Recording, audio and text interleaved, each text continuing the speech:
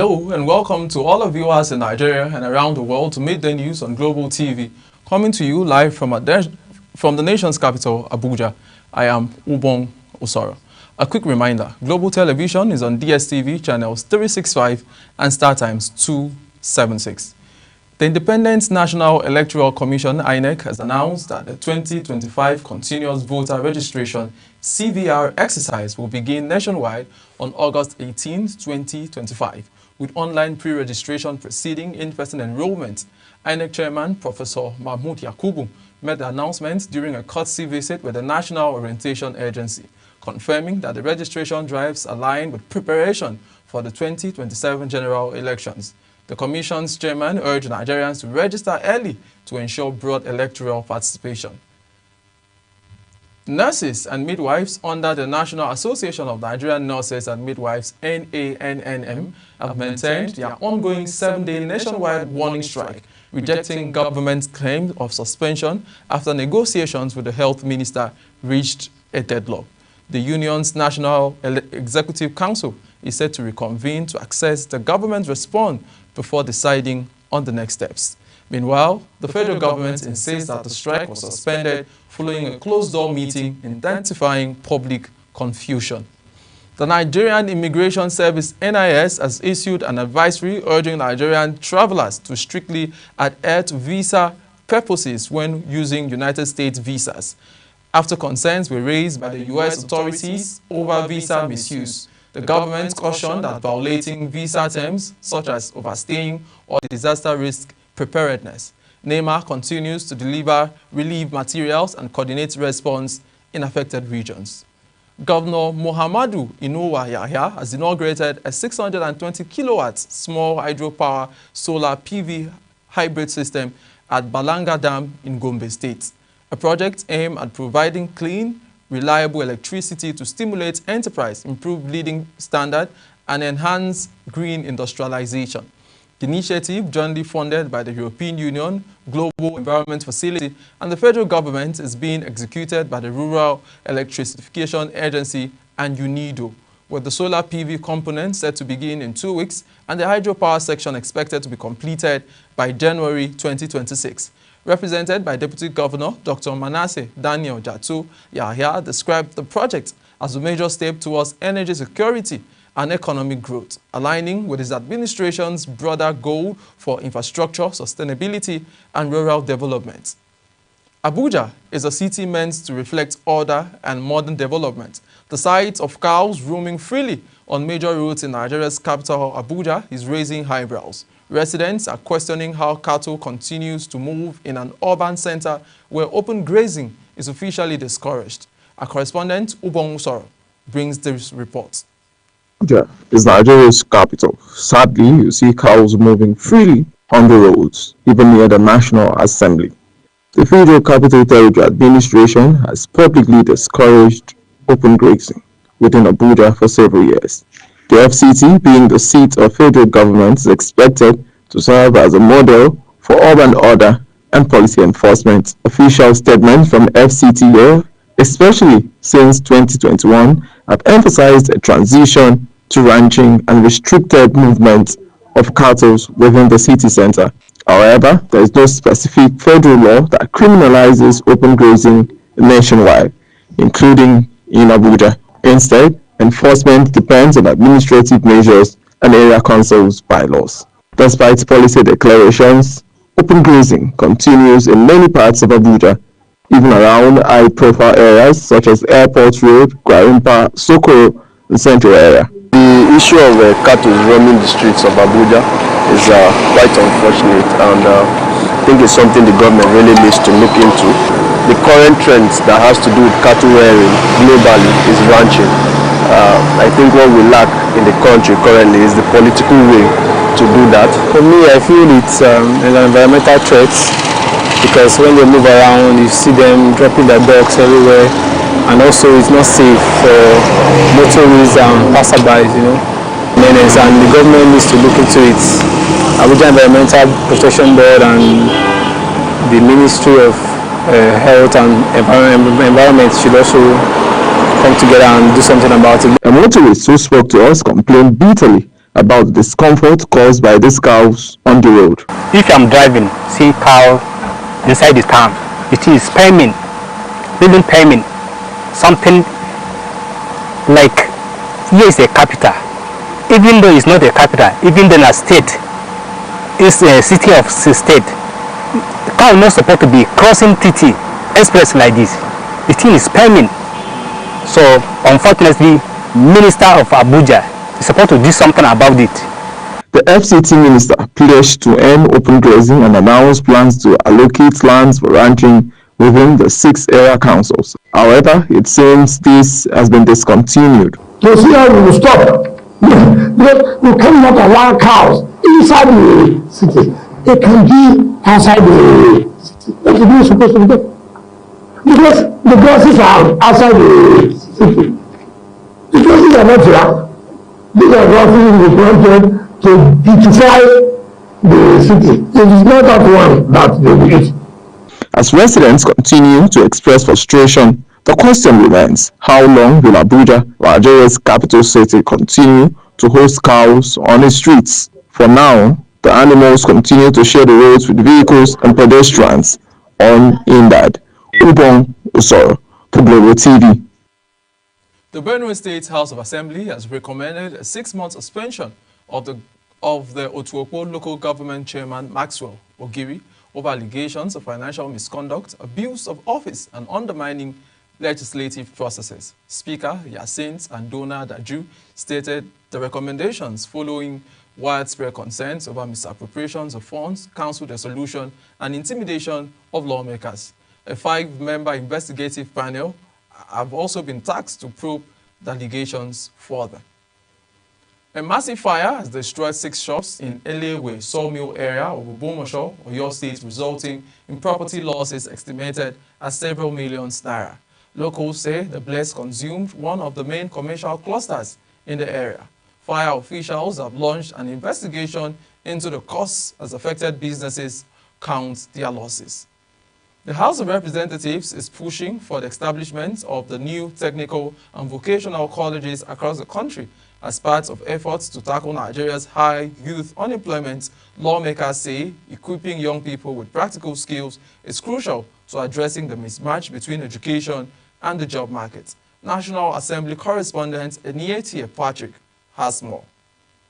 At a public hearing in Abuja, the House Committee on Federal Polytechnic and Higher Technical Education emphasized the need for innovative strategies to empower young Nigerians. Chairman of the committee, Fred Lagunda, says the goal is to equip youths with hands-on training, technical expertise, and entrepreneurial skills that match today's workforce demands. The hearing focused on 3 bills: the proposed Federal College of Entrepreneurship and Skills Acquisition in Zaki Biam, Benue State, the National Institute for Technical and Vocational Education in Borogo, Bauchi State, and the Federal Vocational and Skills Acquisition College in Ilaro, Ogun State. Lagunda says these institutions will promote self-reliance and economic growth by producing skilled technicians and mid-level professionals. They seek to promote entrepreneurship studies and skill acquisition to empower Nigerians with the skills to become employable, create jobs, and excel anywhere, particularly in their various constituencies. Declaring the hearing open, Speaker of the House, Tajuddin Abbas, represented by Awalu Gwandabe, says over 55% of Nigerian youths are unemployed or underemployed, largely due to a disconnect between formal education and the labor market. We must therefore equip our youth with practical skills that will enable them to thrive in an ever-evolving technologically driven job market. The House says the bills align with its legislative agenda and will improve access to quality technical education nationwide. Anieti Patrick, reporting for Global TV. You're watching the live broadcast of Midday News. When Midday News returns, Trump moves nuclear submarines after Russian ex-president comments. Details coming shortly, plus business and foreign stories on the other side of this break. Stay with us.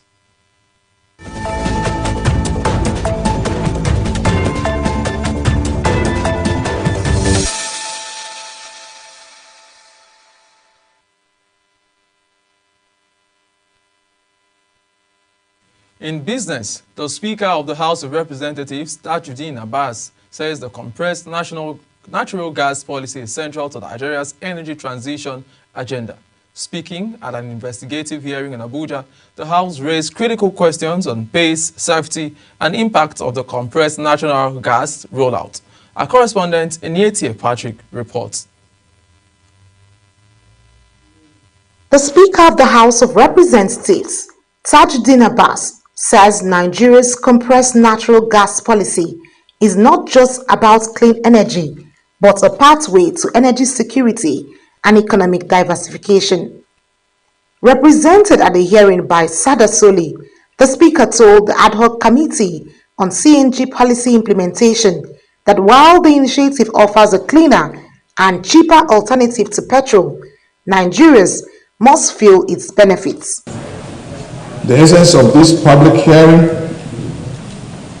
cannot be overstated, as it reflects our legislative commitment to transparency, accountability, and effective policy implementation. Chairman of the committee, Ahmed Jaha, described the policy as bold but warned that it could fail without transparency and effective oversight. He listed key concerns, including uneven distribution of conversion centers, safety issues, and lack of public awareness, urging data-backed submissions from stakeholders. My concern is the infrastructure that will be available to service these cars that are converted. Sustainability is the most important thing. Project Director of the Presidential CNG Initiative, Michael Oluwagbemi, says 300 conversion centers now exist in 24 states, up from just 7. He noted that 2 staff had been dismissed from misconduct, reaffirming the initiative's zero tolerance for corruption. You agree with me that if we had started awarding contracts to build conversion centers, we will probably not have 20 of them in Nigeria today in 12 months, because they will have to go to tender, they will do the bureaucracy, money will not come out, and you know how that story evolves. The Ministry of Petroleum, NNPCL, Federal Road Safety Corps also threw their weight behind the CNG transition and urged the National Assembly to legislate certification standards, train inspectors, and strengthen compliance across the country. Enietie Patrick, reporting for Global TV.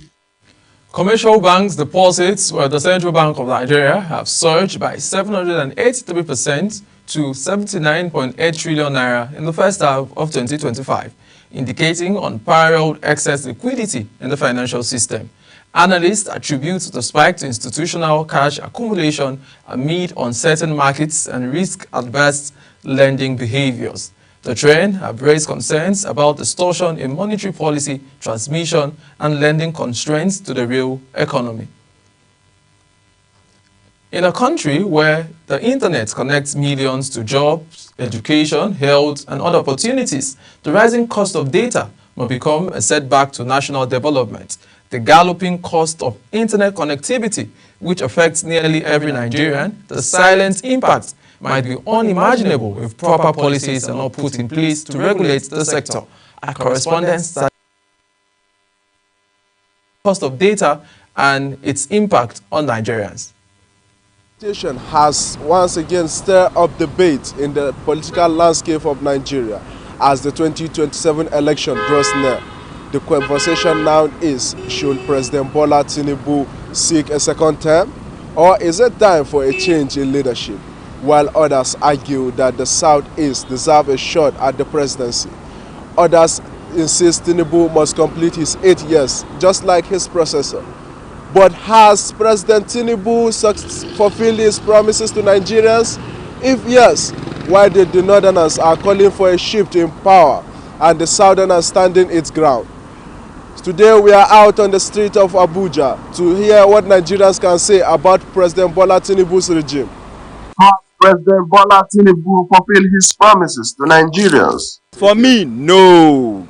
President Bola Ahmed Tinubu has actually failed Nigerians. Tinubu has not yet completed his promise to Nigeria.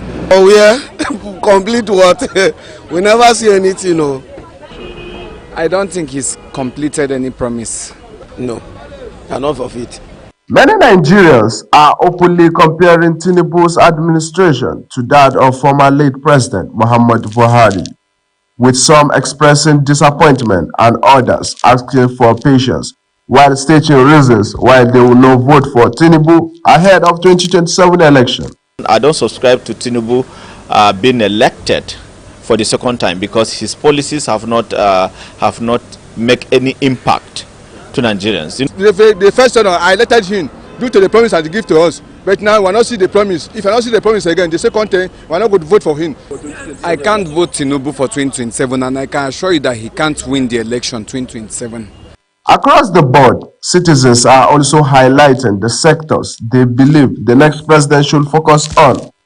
The number one thing is insecurity. That person that will have the capacity to tackle the issue of insecurity in Nigeria is welcome. So what I really want from the next person or the next president, capability, good hearts, and understand the plight of the people. We're suffering. The fuel should come down. Food should be available. It's not available for free, but at least we can afford it. Then infrastructure, road, education as well. Thing for market, tip, transport, fuel. So now what you need for 2027 be that. As Nigerians inches closer to 2027 general election, the question of power rotation continues to divide opinion, from calls for equity by the Southeast to demand for continuity from the Southwest and agitation for a shift from the North. One thing is clear, the road to 2027 will shape not just by politics, but by the voices of Nigerians themselves. I am Hassan Kabir, reporting for Global TV News.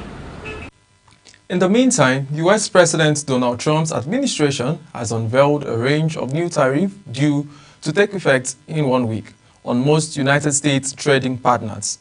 The import levies range as high as 41% on Syria and included a hike on Canadian imports from the current 25% to 35%. Nazuru Nazi has details. Trump stated that the United States will raise tariffs on certain Canadian goods, having previously warned of trade consequences for Canada after Prime Minister Mark Carney announced plans to recognize a Palestinian state at the United Nations General Assembly in September. Unlike the new levies hitting dozens of other economies, there is no delay and this begins Friday, according to a White House fact sheet. However, Trump has now sent a strong message to the government, reaffirming his earlier proposition. Well, they have to pay a fair rate. It's very simple.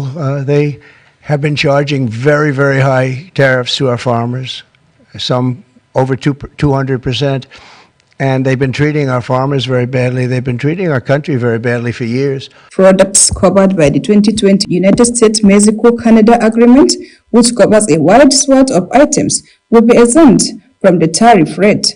Zahra Nasr, reporting for Global TV News.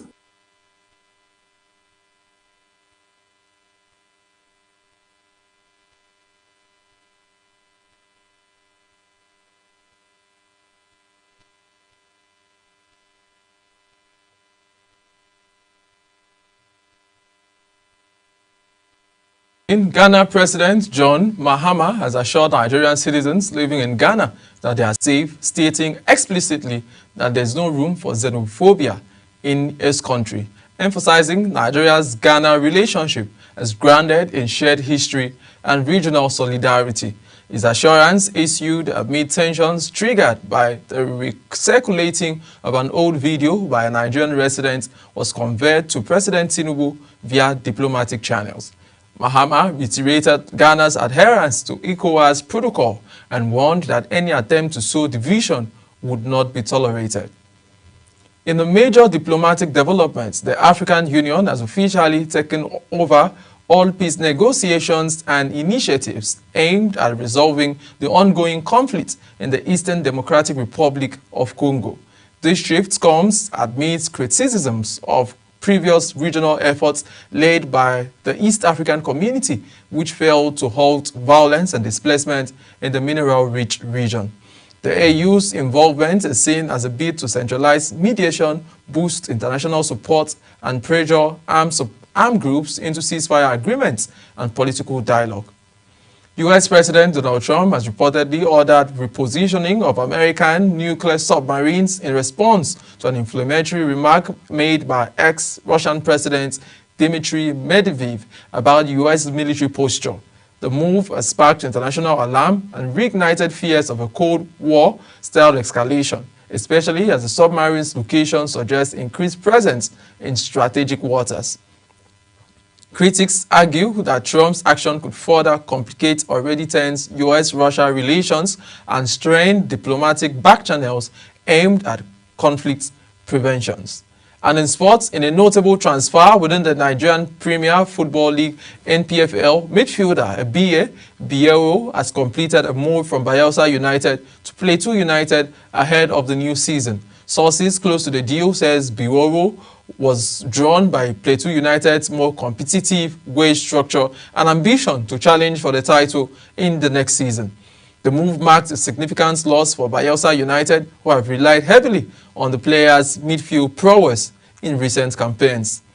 Team Nigeria's prospects for upcoming international athletic tournament brightens as athletes like Enoch Ajayi, Faith Onocho, and Stephen Olatuyi deliver standout performances at the AFN National Trials in Benin City.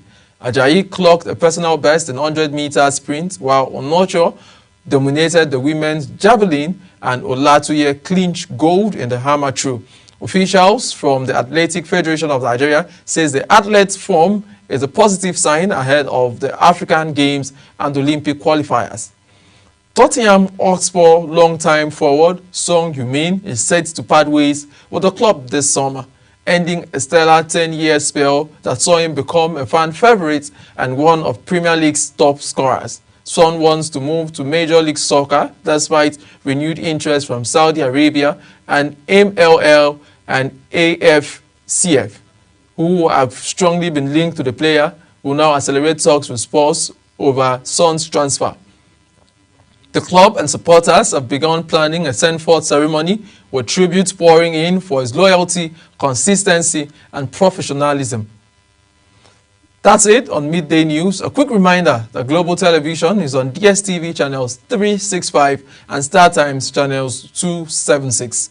Kindly follow us across all social media platforms now showing on your screen using @Global TV. I am Ubong Osoro. Thanks for watching.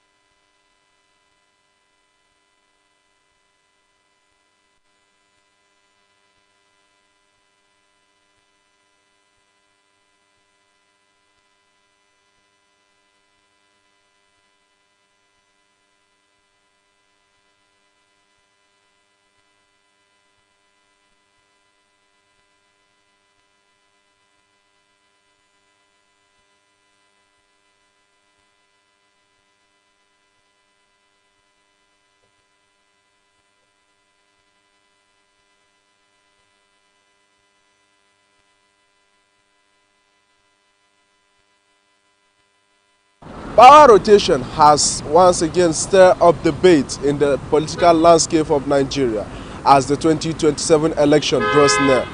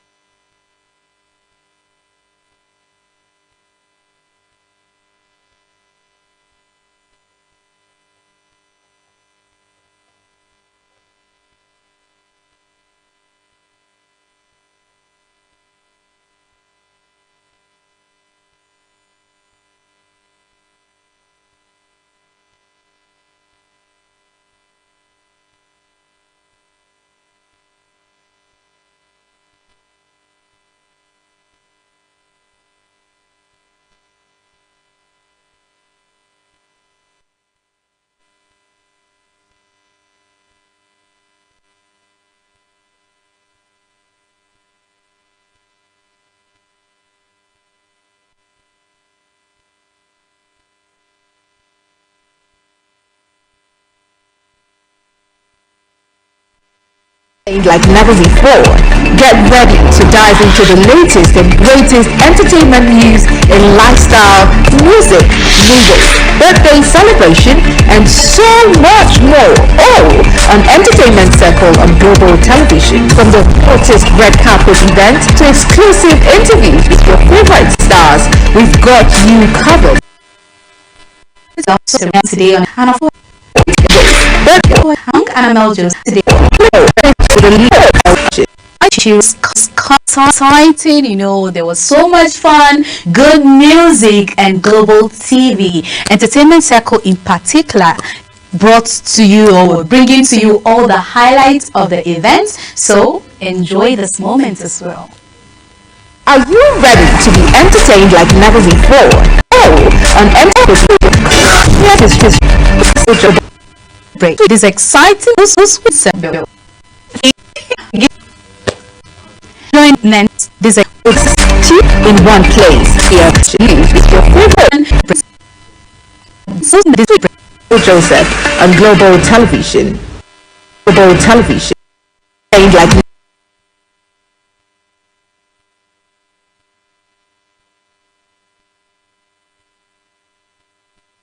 never before. Get ready to dive into the latest and greatest entertainment news in lifestyle, music, movies, birthday celebration, and so much.